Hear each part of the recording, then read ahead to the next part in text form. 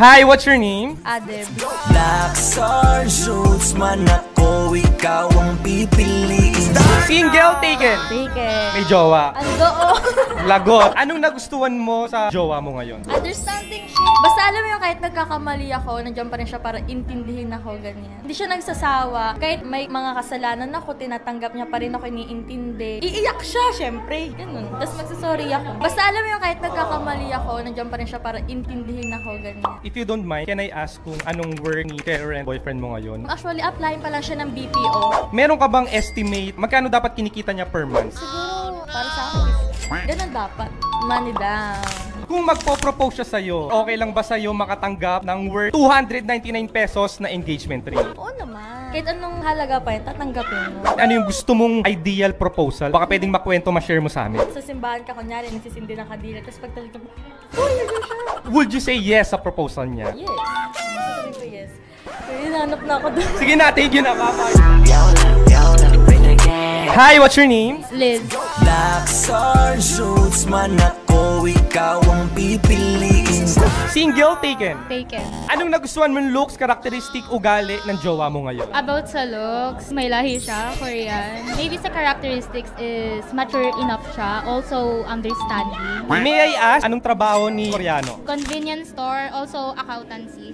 Wow. Magkano kinikita ng Koreano mong jowa kada buwan? Tansya mo? Maybe 5 to 6, depende sa sales. Malaki na yun. So for example, ikaw na ang gusto niya mapangasawa, okay lang sa'yo makatanggap ng worth 299 pesos na engagement ring. For me, yes. Kasi material lang naman niya. Pero about sa life na ibibigay niya sa akin or kung paano niya ako tatratuhin, like kung papahirapan man niya ako or hindi. Pero di ko rin naman siya hayaang like siya lang yung kakayod mostly on everything, lalo na sa mga hardship. It's fine for me if ang mabibigay niya lang just now is a worth 299 pesos na ring. Ano yung typical proposal na gusto mong gawin sa'yo ni Koreano pag gusto kanya ng pakasalan? Baka pwedeng i-share mo sa akin. For me, private lang, like simple lang. Ay, Maraming salamat sa'yo. At baka mapanood ni Koreano to kahit di siya marunong magtagalog. If he's watching right now, what you gonna say to the Koreano? I love you.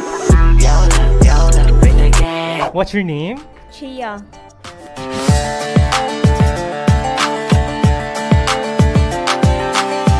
Single, taken? Single mom. Okay. So what's the reason maghihiwalay? Pwede bang ma-share? Anak siya sa nyo.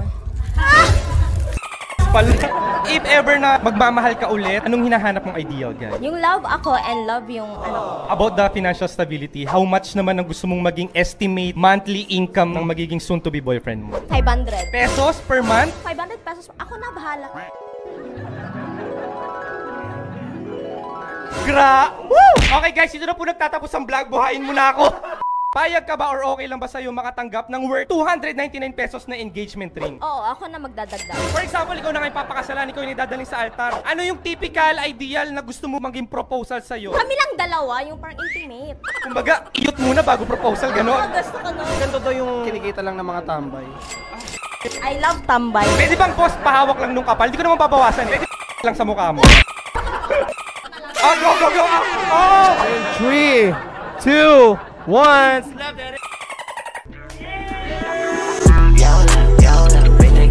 Hi, what's your name? Celine.